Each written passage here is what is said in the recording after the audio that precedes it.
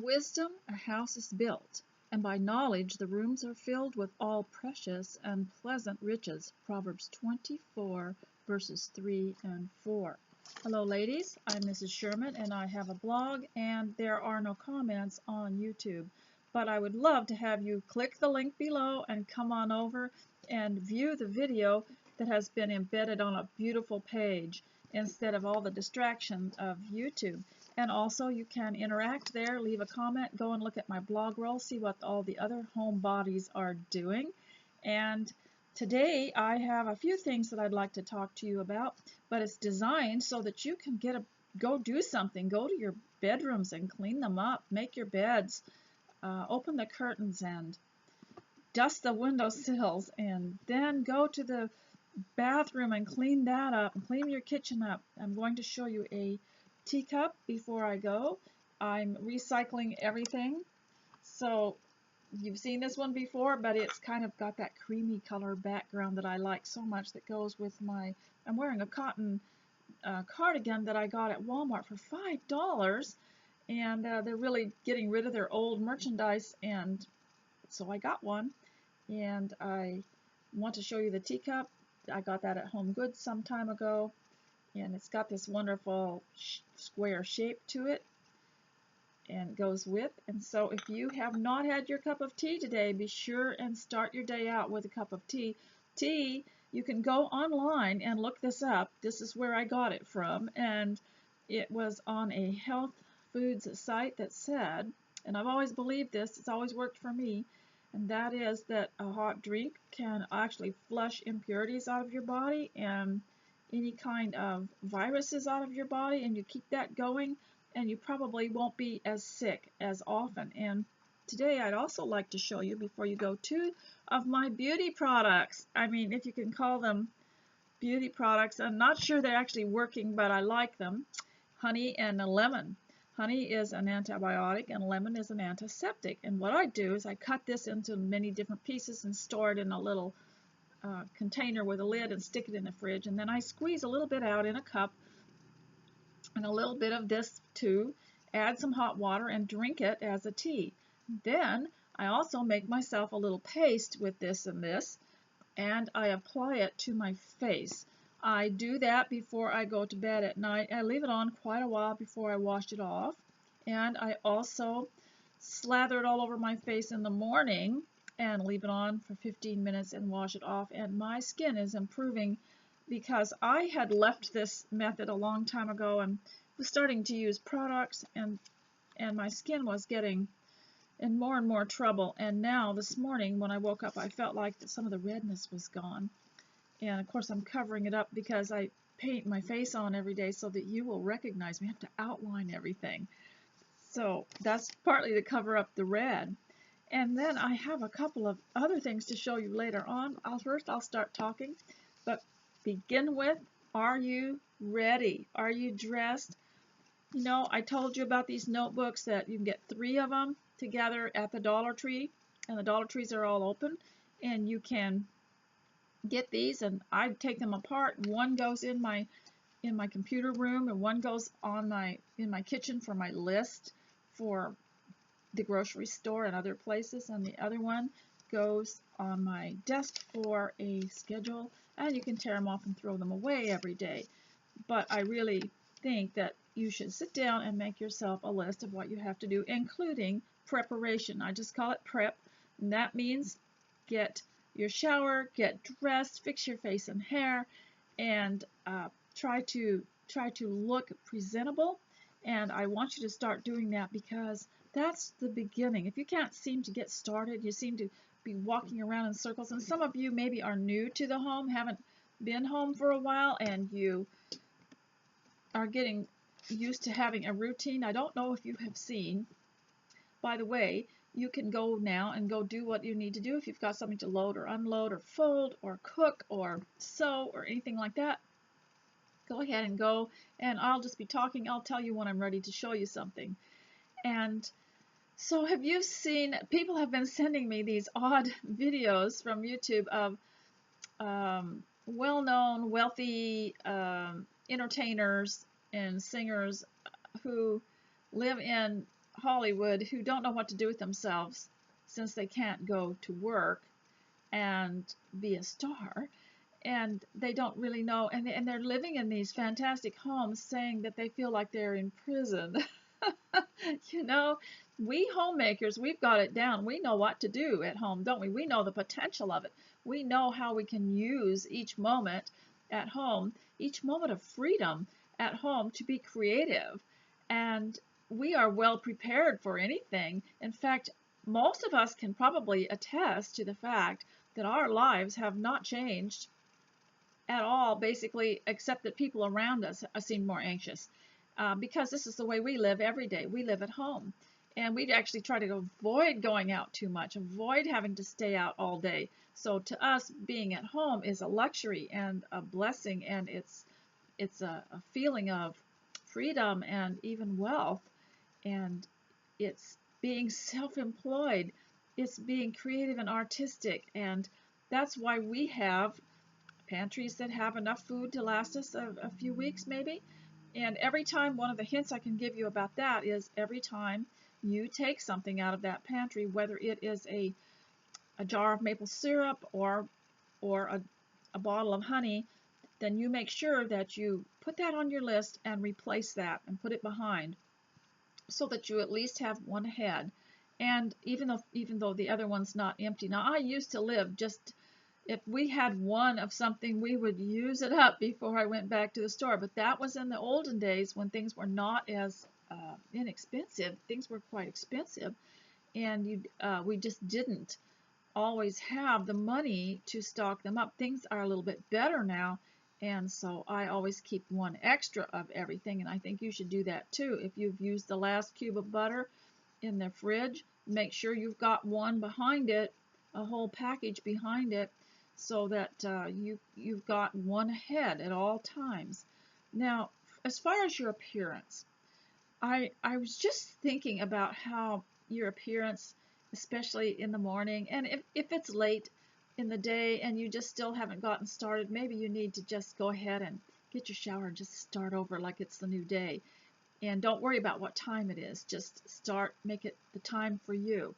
And I was thinking about all the examples I have shown you of the Old Testament and the New Testament of how God thought that clothing was important and how clothing was brought up and how clothing was bought for certain people or given to certain people as an award or reward, and how significant it was, how it had a reason behind it. And also, so today I was thinking about how many people I could think of in the Bible who used clothing as a signal that they were starting over. Isn't that interesting? The people that would wash themselves after they had had a period of mourning and get dressed in clean clothes. And there were several. I think that maybe Job was one and David was another, but there were several that clothing had the way that you dressed had a message to it, because you could be in mourning and that you would wear different kinds of clothing in mourning or in grief. And so many times in the last decade, I've looked at people in the clothing they wore and thought, if this were back in the olden days, someone would say they were in grief. And it is sad in a way because they are in grief. When you wear clothing that is grief clothing, which is like sackcloth and ashes type, the idea of the darkness and the roughness, that that in a way you are grieving the loss of your happiness and the loss of innocence and the loss of um, creativity and the loss of freedom. And so to dress nicely is to express this creativity and this freedom. There are other things that your appearance is helpful. Uh, is you dress for motivation, and especially at home. I think that people tend to dress down at home, and that's part of the problem of their depression. In fact, some of these videos people were sending me were quite funny because these stars just looked like they didn't know how to dress at home unless they were in a studio. They just really don't know how to wear clothes properly, and the women especially were in really bad shape. They didn't know how to fix their own hair. They didn't know how to apply any makeup. They just didn't have anything that looked like they were living here on this earth, and they were living in an alternate reality. And so I was thinking how to dress at home, to wear nice clothes out of an honor and a respect for your house, for your home. How many times have you seen someone that has worked hard maybe for a very nice luxury home and yet doesn't care what she wears, and her clothing looks like more like she is that she's not really in sync with the house. And so if you have most of you have lovely homes. I live in the manse, and it's a small cottage, but I want to fix it up and as though I were dressing, and fix myself up to go with. So I think that that's another thing too, out of honor and respect and gratefulness to God for having a dwelling place, that you should dress up for it. This is your castle. This is your home. This is your domain. And a woman in the Bible was supposed to, the Bible tells women to guard and guide the home. What kind of guard do you think would walk into his place of employment or residence and act like he wasn't alert or didn't even look the part? So why not dress your best at home? Now, of course, I have the advantage over you. I'm older, and I have now worked my way into my dress clothes. I have used up a lot of my ordinary everyday clothes, and I'm going into the dressier clothes that were hanging in my closet not being used. I decided to go ahead and wear them. Of course, I will wear an apron over them as I work, but they have gives me a different feeling, gives me a different mood. So also it gives you a feeling of alertness when you are dressed in something nice, when you are dressed in something that doesn't feel old and scratchy and isn't discolored. I think it's really important to test your mood. If you could keep yourself a little journal, maybe in one of these little things, and test your mood after you have spent a day dressed up. Just test yourself. It might at first not feel comfortable. Here's something that's an advantage to dressing for the home is a lot of you has said, I just don't feel comfortable when I'm out in a skirt, out doing my shopping, out doing my errands in a skirt. I just feel uncomfortable. Start dressing that way at home, and pretty soon it's just a second hand to you. Just seem to be able to go out in the car and get in and not even notice that you're wearing a skirt, not even feel self-conscious about it. It starts in the home. And that's why these people who raise their daughters wearing feminine clothes and skirts and dresses, those girls don't feel the least bit self-conscious. They feel natural. So the only way to get yourself to feeling confident and natural in wearing skirts and dresses is to wear them every day at home. And then after a while you get used to them. You get used to how they feel, how they flow around you, and what places you need to hold them or tuck them in as you get through a narrow hallway or something like that. But most of our clothes are quite modest, I would say, in the fact that they're not billowing all over the place. They don't look like wedding clothes, and you ought to be able to wear them at home. And so you can rise up from apathy and boredom through dressing well too. If you're just feeling like not able to focus today, then go and change your clothes and see how that feels. You know, have you ever noticed sometimes children will change their clothes? They will change their clothes several times a day. I watched this and I was wondering what that was all about. They just wanted to feel different, and they wanted to wear something different, and they enjoyed trying them out, wearing them around, and then they go back in and change again. And I just thought this was just an interesting phenomenon, and I guess I just enjoyed seeing how they grew up and how they developed. And I did notice that if one of them just was feeling kind of whiny or cranky, if they'd go and change their clothes into something they felt better in, that it changed their countenance, it changed their posture. So use clothing for many different things. Now, I wrote down a scripture, but I don't have it all written out, and I might have to figure out how in the world I'm going to be able to figure that out, to figure out where I can go to read this without shutting off my video. So now I want to go into the home and homemaking. I usually divide this into 3 parts, and that's your appearance, and then the home, maybe a few hints, and then we talk about social things after that. And of course, everybody, I know some of you are quite naughty. You like to fast forward it to the social things because it's actually more fun figuring people out, laughing a little bit at it all, and so that we don't take it too seriously.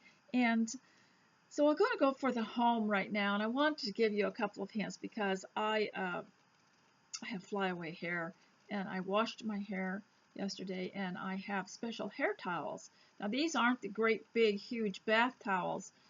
These are just some medium type of towels. They're not as small as the face towel, but they're the more medium towels like we used to have in the olden days that we used as bath towels. And I got several of those just for drying just for wrapping around my hair after it had been washed. And the reason for this is the other towels will get hair on them. And the other thing is two things I want to kind of mingle this all. This is about hair. And that is when you're doing your laundry, you don't wash your tea towels, your dish towels in the same load as your bath towels, because of the fact that the bath towels and the towels that you wrap around your hair when it's wet will have a lot of hair on them. And you don't want that mingling in with your, even though it's going to be clean, it's going to be rinsed and everything, it's just better to keep your dish towels separate because of the hair. And then when you dry them, you don't dry them together either. Otherwise, you're going to find out when you start to even if you're hanging them on the line, it's just better to wash your kitchen towels separately from your bath towels. It's just more sanitary, and then you don't have the hair. And the other thing is, if you could, you know, in the olden days, ladies had these little dressing tables. What were they called? Vanities or something? And that was where they sat and combed their hair and brushed their hair. And they always took care of their hair in one place. And I can see the reason for that. When you walk through the house and you're just brushing your hair and combing it, hair can get everywhere. You knew that when you used to use when you sweep or use the vacuum cleaner, there's a lot of hair on it. But if you had one place to dress your hair, and I know several people that have discovered this, and with their daughters, they'll just go into the bathroom and dress their hair, and that's where the hair stops. It doesn't go any further than that. Or if they have a dressing table, then they will sit down and dress each other's hair, comb it and fix it. And this is the way they used to do it in big families. They would take care of each other's hair. And so that way the hair stays in one place and doesn't get trailed all through the house. So I just wanted to give you that heads up there. And about, you know, just little things like that can help so much. And some of you that aren't used to being home, and I really do hope that someday some of these people that find the home a prison or boring will find through extra study and through these videos how actually it's not a prison as much as going to work and being bossed around by other people. That it's actually a freedom. It's a free place. And you're not locked in your house. You can go outside. You can walk. A lot of you have property you can walk on, and you can become artists, and you can sketch the view, and you can plant a garden, and you can create a world within your own land and your own property. So it is not a confined and unvarying. You know, we don't have that here. So now I want to talk a little bit about about my reporting. So because I've been out to do some reporting, I've been out to gather some information and do some research and fact checked everything. Uh, Now, I get to drive through past the pastures and the farmland on my way into town, and here's what I have been seeing. I have been seeing since this house arrest and this so-called lockdown, many, many teenagers and young boys and girls out helping in the farms, and they're enjoying driving the tractors and feeding the cattle and all the different things that they should probably be doing anyway. That should be what they do all day anyway. It's not natural to confine them to classrooms. They can learn in many different ways, and they seem happy. They seem and they're with their families, and this has just been good for everybody. And of course, you know, like the Bible says, you might have thought that this was meant for bad, but we have God has helped us see that it can be made into something good. And so I see people out gardening, and of course, the gardening centers are pretty raided. There isn't anything there till the next shipment, and people are just become avid gardeners. And I think they always were, they just didn't have time. And then also the hardware stores, which are the building supply stores, they are very full. There are cars parked everywhere, and the stores are really crowded. I think they kind of gave up on, counting people and, making them stand apart and everything. Nobody, actually, out here, nobody pays any attention to it. In fact, since the beginning of this, people just didn't change at all. They didn't pay any attention to it. The only thing that was closed was the schools. And so people were out. And the parks, I guess there was a ribbon, some kind of a tape that was put across one of the play parks in town, and people just took it off and went in because they said, we're paying for this park and we're going to use it. And so I had a question that somebody asked me through email. Do you have to give up your freedom? Isn't it better to give up your freedom in order to make everybody safe? Well, first of all, that's one of those questions that's loaded, and it assumes that you have to give up freedom in order for safety. Now, that's not true. You don't have to give up freedom in order to keep people safe. In fact, it's better to not give up freedom, because then you have the freedom to keep people safe. And this idea that you can be indoctrinated to believe that unless you give up your freedom, everybody's going to die. Now that, of course, has never been proven, but that is often what will happen before you lose a lot of freedom and then find out that it didn't really help. And so you need to study that a little bit and study the Constitution. And your country has a Constitution too, not just the U.S., and find out what it says about this, because you have basic human rights of traveling and of communication and of being with your loved ones, and you do not have to give up your freedom in order to be safe. And a lot of people will use the Bible and say, well, we can't offend people and that sort of thing, but you need to research this a little bit before you assume. Just don't assume that you have to give up your freedom in order to create some kind of safety. Now, if freedom is being used wrongly, it's not to be used for vice, but to be used for good. So let's talk about fear, because that is something that comes up, and even if there isn't any kind of a event going on or any kind of problem going on in the world, this is one of the things that has, for some reason, besieged homemakers, is that feeling of fear. And part of it is a lack of knowledge. If you don't know what's going on, if you don't know what's going on with and why it's going on with your finances or with your family, and you're not keeping an eye on everything, you can develop a fear because of something you sense. and you you just haven't noticed what is really going on.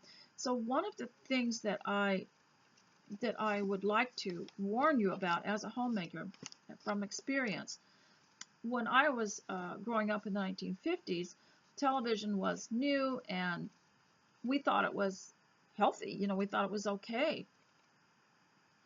And so the news was really respected. It was like we thought it was a spokesperson for the government. The government was telling us stuff through the news, which is true, and that's what's true today. But today, the news is something completely different, and it is a social engineering. It is a way of keeping you in a constant upheaval, a constant state of fear and fretting.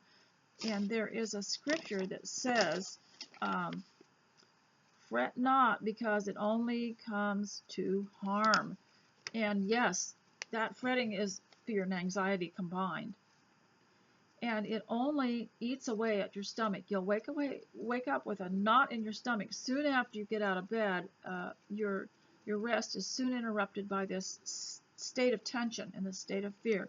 And a lot of it's coming from the news. Now, you don't even have to listen to the news, read it, or pay any kind of watch it, or pay any kind of attention to it, and somebody will eventually tell you something. And I feel like that's enough. You really don't need the news, because it's a constant bad report, and it also takes you away from the love of God. And I'll tell you how it does that. It steals away your attention time. It steals away your heart. It steals away all of your focus that belongs to God and to the things that He told you to do, your family, looking after your home, looking after your family. And one of the things that it does is it separates you. And why people want to get up in the morning and start in on that news when it's not giving them any hope, not giving them any hope at all. In fact, I have an assignment for you ladies. I want you to do a research topic on hope. Just go through the Bible and find any reference to it. Get one of these notebooks and write it all out. Write out the verse that it came in, all out, and any observations you have on the subject of hope. Now, we are used to hearing about love, and we're used to hearing about obedience, and we're used to hearing about so many other aspects of God's Word. But what about hope? Did you know that it's actually a requirement that we have hope? And yet the news media will destroy that.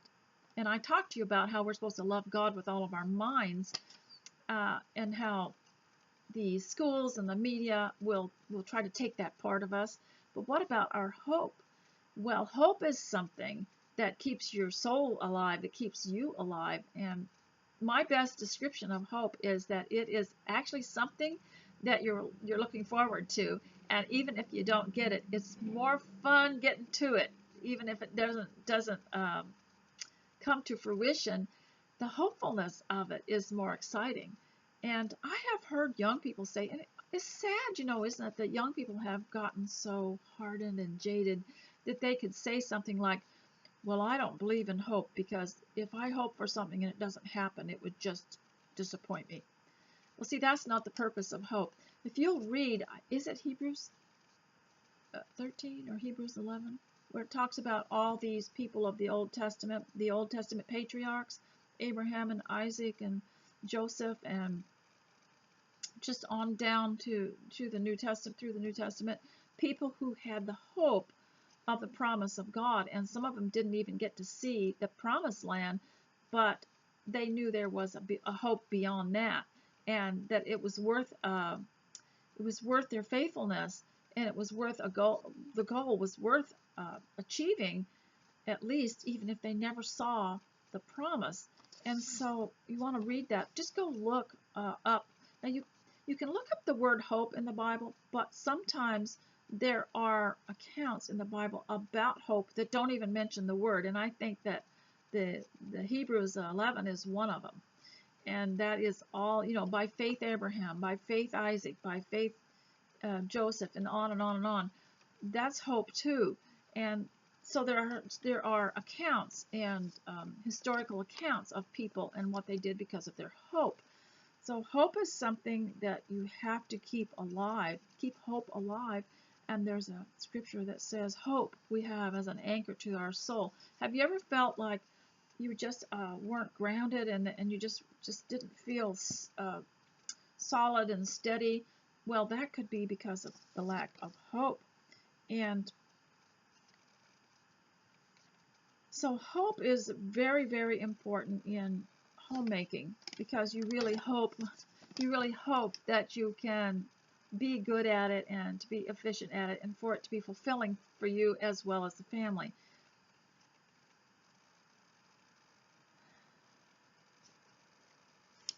So hope is something that we develop too. And so when you go look up all your words of hope in the Bible, also look for examples of hope.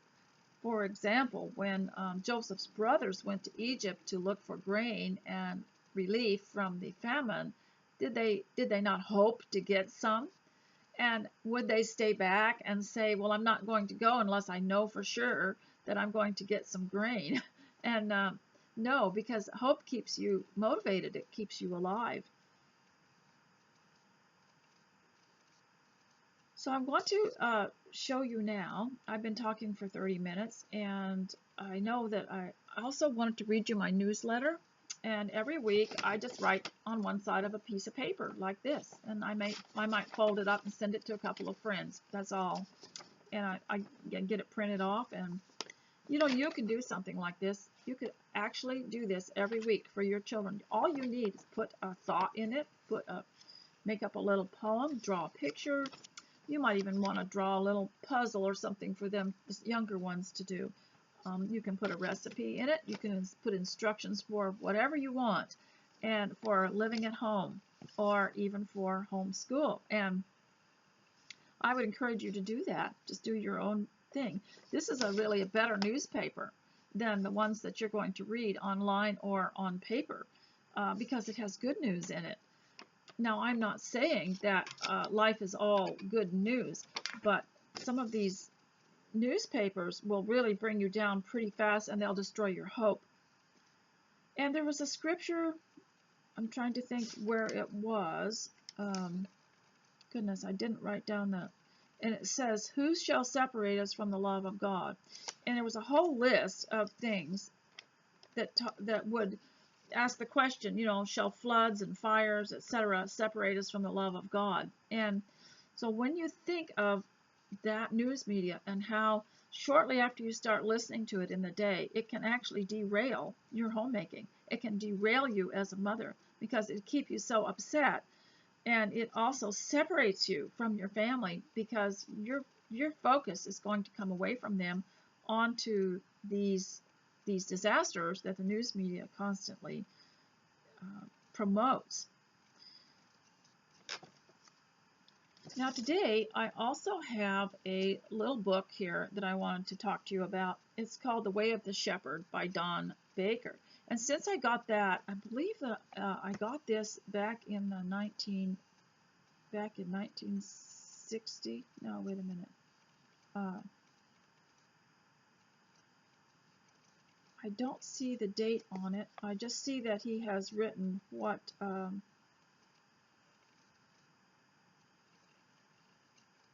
just don't see the date in it, but I believe I probably bought it around 1985.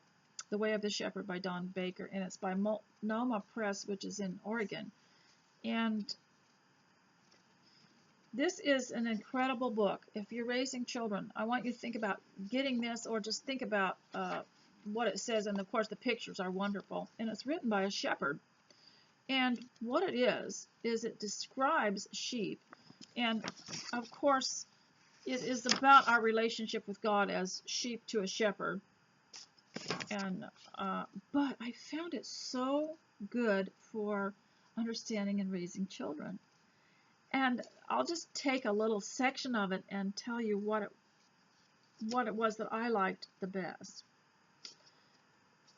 He would take the 23rd Psalm. He just takes that apart and goes all the way through it and shows how that's used by the shepherd. And so one particular part was he he what was it? He makes me to lay down in green pastures. Okay, I'll tell you what that was. And I will put this on my post so that you'll know if you could, this is probably out of print, but I think you would just probably do a search and maybe find one. And that was, he maketh me to lie down in green pastures. Now, reading that was so eye-opening to me. Maybe it will be to you. And that's this. You don't just take a herd of sheep to a pasture and it becomes nighttime and they all lay down. Because sheep are like children. They're all wound up and they don't know when to stop. And so the shepherd has to make them lie down. That's what he uses his rod and his staff for. And the other thing is, he has to prepare the pasture before he makes them lie down. Now, how does he do that? He goes around and he has to pick up thorns and rocks and rubble because it will damage the sheep. And you didn't want the sheep's coat to be damaged because that would make them less valuable, and you don't want the sheep to get any kind of wound on it. And so he clears this little place for them to lay down. Well, isn't that the way it is with children too? When it's time to take a nap, they don't know it, do they? So you have to make them lie down, but you have to prepare a place for them. You can't just, just make them lay down on some place that's uncomfortable. Of course, we all have had that heartbreaking experience where they fell asleep in a toy box or a closet. You just feel like the worst mother in the world. And so you prepare a place for them. You clean it out, make their rooms tidy and clean and pleasant, a place where they can feel rested and restful. Your mind rests almost immediately when you have a clean house. I want to encourage you to do that because that will take away some of the fretting, some of the anxiety as a clean and neat and tidy house. Some of those spoiled stars that live in their $1 million houses, if they would clean up themselves, I suppose all their help wasn't allowed to come. I think that they would have been a lot less anxious. So the other thing that was so interesting about this book, The Way of the Shepherd, was the part in the 23rd Psalm where it says, he leads me beside the still waters. Now, I was so enchanted with it. Now, Mr. S. had been a shepherd, so he knew stuff like this, but he never had really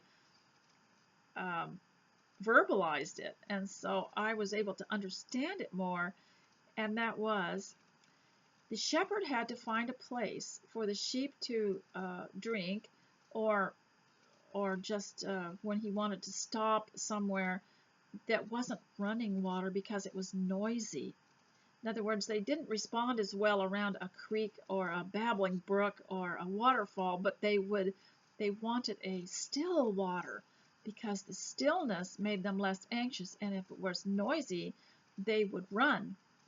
And isn't that the way with children too? And I don't like the way people herd them off to schools. That's not still water.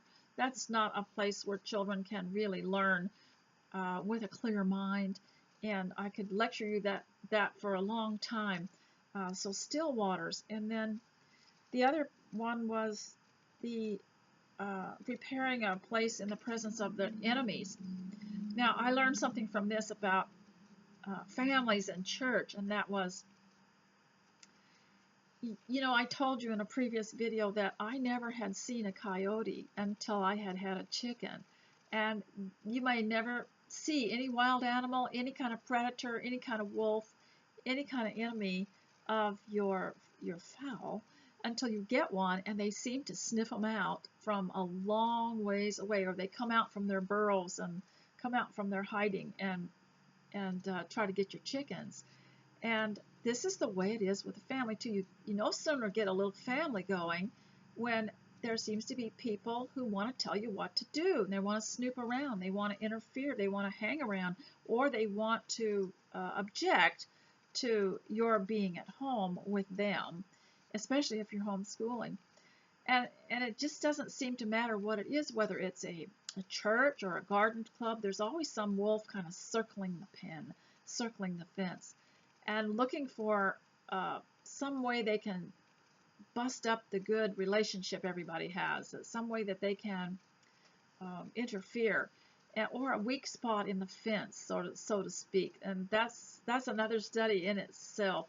And this is something that the shepherd constantly has to look out for. And the other thing is that he talked about how a shepherd guides his sheep. He doesn't just leave his sheep to destruction. So I'll read a little bit about this. This is the shepherd. First of all, he guides me. The destination is always the right one. I'm talking about the shepherd and the sheep. A shepherd never guides his sheep to destruction. He never guides them into places that are polluted or overgrazed. He never guides them into fields where food and water are not available. He only guides them into the places that are right for them. The righteous path is the path where both the shepherd and the sheep are comfortable with each other. Now, in the olden days, the shepherd actually spent the night in the same place as the sheep to keep an eye on them. And so I thought that this was interesting. He talked about the different ways that he could call, the shepherd could call his sheep, and how by imitating the sounds of the sheep could get them to come to feed, or could warn them from danger, which I thought was really, really interesting. So I'll read you about the valleys from here. I don't know why I'm going there, but the shepherd actually takes you to nice places too. But I think I'll just read about the valleys here, okay? Even though I walk through the valley of the shadow of death. A valley is a place of fear, a place of danger.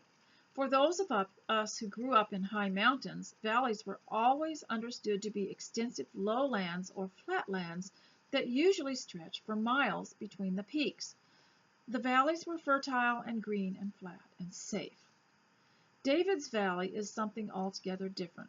The valley referred to here is more like a ravine and reminds us of the narrow, precipitous trails that stretch up through the wadis or drawers from a mountain base to its top.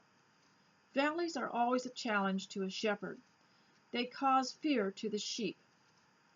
Often led by a sure-footed nanny goat with a lead bell, the long single-file procession can stretch for miles. Sheer drops of hundreds of feet can face the flock on one side, and high walls with rocky crags hiding four-footed predators or snakes can rise up on the other. Somehow this makes me feel like when I was raising a family, there was always something to have to watch out for. You're always on high alert. That's not the same as being anxious or fretful or fearful, but a mother just automatically is. As a matter of fact, even if I hear a child's voice, even now, after having grandchildren, I can hear a child's voice from afar, and I'm alert. I'm just alert, immediately alert.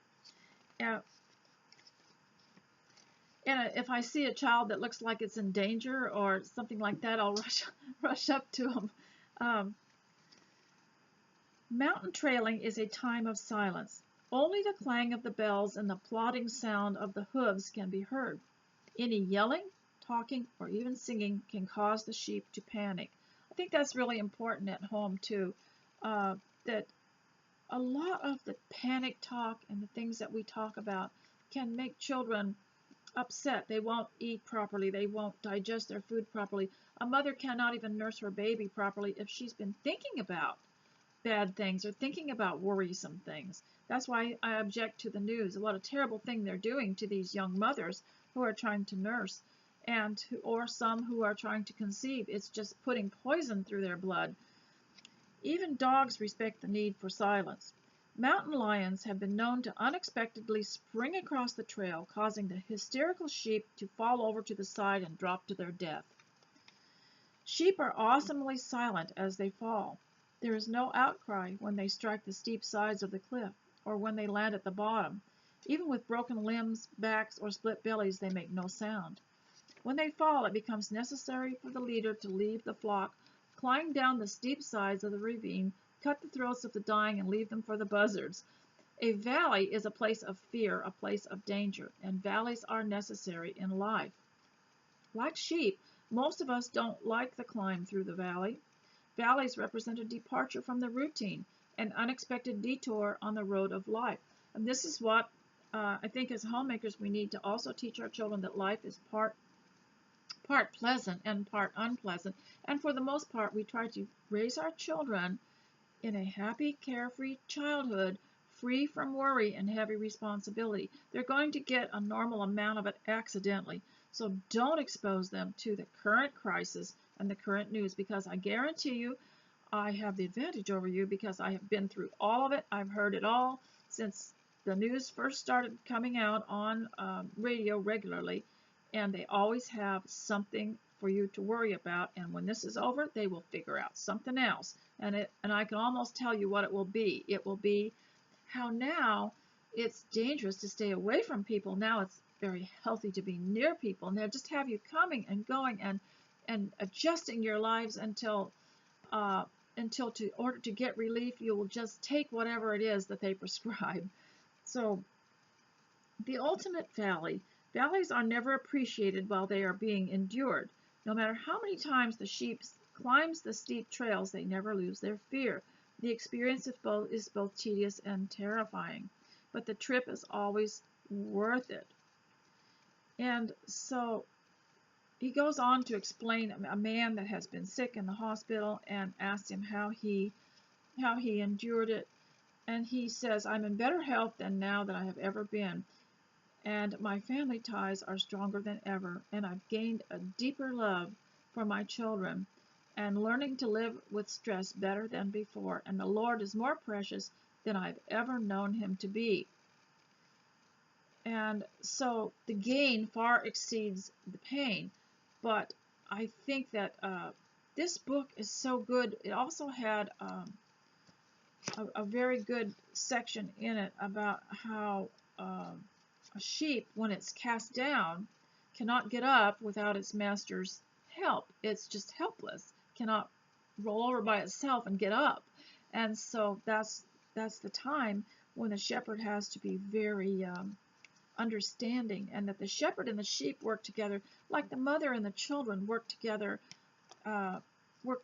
And sometimes I think moms get the idea that because they're an authority, that they have a right to be harsh, and the children should respond to that, and they will. But it's better to develop a relationship with them by working together with them to help them to be strong and to overcome and to do it together as though you were a shepherd that understands. Now, I have been speaking nearly 50 minutes now, and I hope that you've got something done, because that's the whole purpose of this. And so I want to tell you about a book that I have. Now, some of you, I have had emails from some of you saying that they didn't think that this good, clean romantic fiction was proper or necessary. And it is necessary, but I like them because they're actually not so much about romance as they are about the location and the historical era that they're in. And so here's one that I got recently, and I gave them at Thrift Books. Now, Thrift Books online only charges 99 cents to mail a book, whereas Amazon is $3.99 a book. So I haven't used Amazon, but also after 4 books, I believe you get a free one, maybe sometimes 2, depending on the price. And so this is called Where the Heart Is, but I love the artwork on it because there's one of those kind of stoga wagons. And I like all of these. I'll tell you something else, the paper. The paper is really old-fashioned cut. You see that, how that's the uneven cut? And the first thing I notice about the book, of course, is the cover. I want the cover to look nice. And same with cookbooks. And the other thing I notice is end papers. Isn't that pretty? This is about going west in the pioneer times. And I love the end papers. And the third thing I notice is the paper. The paper has to be real quality, and I like this parchment type of feeling, and I love those pages, the way those are cut. And so, now some people don't really want to read a book, but they'll get one that's free or for cheap, and they alter them. Have you ever seen those altered books? They put all kinds of interesting stickers and scrapbook papers and little doodads in them, and they make a smash book. And you can do that with old books. But this one has 9 stories in it. And one of the ladies that came across that was a pioneer went to the into the logging area with her family, and so each story is only about that long, maybe a little longer than that. Just divide this into 9 areas, so that when you were back in the olden days in the 1950s, you get a hold of a book from the school library or somewhere, and it was so thick and it would take you forever and keep you on edge trying to, you know, sneak a flashlight in your bed to read it all at night, and you didn't like to let the story go and continue. Well, you can finish a story. You can sit down and within just 20 or 30 minutes you finish a story. And that's what I like about these, because you can actually finish a story. And sometimes I need just something to relax by and let my mind go, and they're good and clean. This Barbour books, B-A-R-B-O-U-R. You can look those up on the web. And so I wanted to tell you about this and talk that there were 9. It talks about 9 women who were part of the 1800s pioneer movement, or just lived somewhere during the 1800s, not necessarily pioneers, but lived in a well-developed place. Now, one of them went to Wyoming, and another one went to one went to Oregon and went into where the logging area is. And another was a midwife. We talked about a little adventure that she had, and another one was someone who had to take care of some orphan children and also be a teacher for them. And so I just thought you would be really, really interested in that. And so some people who say that anything like this, we shouldn't read, or that our daughter shouldn't read, or whatever. Let me ask you something. Do you read the news? Do you listen to the news? Because that's mostly fiction. So if you object to nice fiction and you still listen to the news, look, that's just not very consistent at all. Because what is fiction? Well, what about my friend Miss Lily of the Valley? What she did was she took a real event, which was the Oregon Trail, and she created a story around it. She embellished characters and created a story around it as though, she knew someone who had crossed the Oregon Trail, and that's all it was. And even our Lord, when he wrote the parables, when he spoke the parables, they were earthly stories with heavenly meanings. They were stories to emphasize a point that was maybe reluctantly accepted by someone, but would be better understood in a story. And so that's all these are. And what I like about them is it shows a bit of hardship in each of these women, and how they've overcome the conflict, and how they come to love the land where they are, eventually get married, settle down, and build a house, which is what everybody always wanted to do in the olden days. And I hope eventually that will be what everyone does today too. So I just wanted to share that with you, and I showed you that end paper on the one side, and I didn't show you the end paper on the other side. But that's, if I don't ever get around to reading any of these, I like the cover, I like the glossy cover, and I like the end papers, and I just like to see them sitting on my shelf. They're about normal life, and there's nothing in there that's going to surprise me or be gross or anything like that. So ladies, I want to tell you about my newsletter, so I'm going to read that to you now, okay? And I hope that you are getting something done. So I wanted to tell you the benefit of salads, since I have been more keen on eating salads. And it's a natural source of fiber. Salads are rich in nutrition. They aid in weight control, and they build strong bones, improve your eyes and skin. And also, since I have been talking about living on the upside and being hopeful, I have written a little column right here. If you notice, the other side is blank, and what I will do is maybe write a note on the back of it when I send it out. And I'll put this on my post so you can see it. The benefits of hope. You see, I put the benefits of salad on one side and the benefits on the hope because I want to deal with both the physical and the spiritual. A hopeful heart. A hopeful heart hopes for the best, talks hopefully, looks for the best, believes the best is always possible. A non-hopeful person, which I would say a non-hopeful heart, and I put hopeless, because they're the type of people, they're the hole in the bucket people, that's the personality type that I made up, that will have some kind of concern over, I don't know, the current state of politics in the world or something else, maybe the weather, and you'll say something that is very constructive and encouraging and hopeful, and they'll say, don't count on it.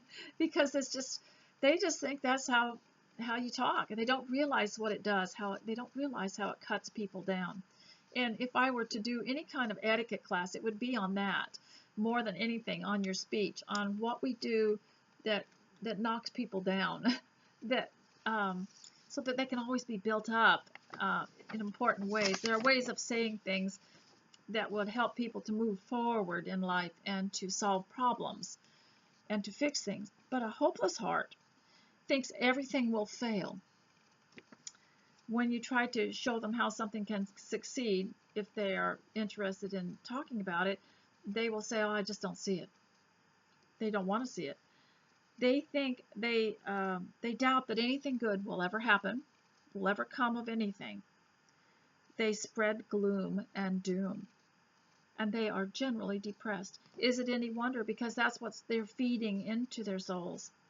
So it is a challenge to every Christian to trust in God's care. And one of the things that 1 Corinthians 13, the love chapter, says, love always hopes.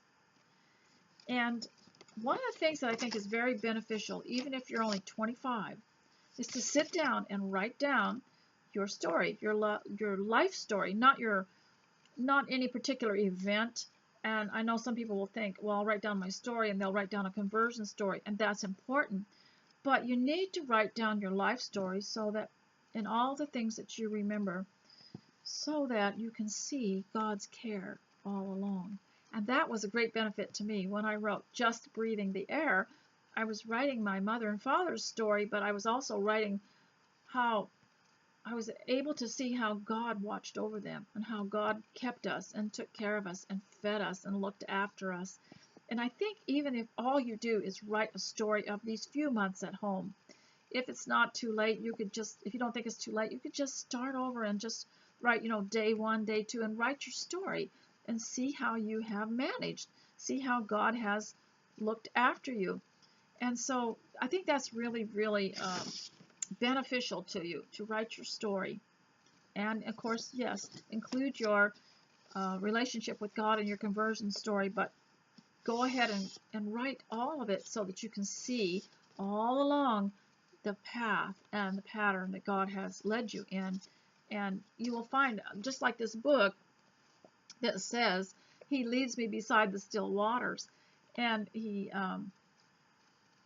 prepares a pasture, and you can see it after a while, and especially after reading some of these books, your eyes are more, you're able to have more clarity about things like that.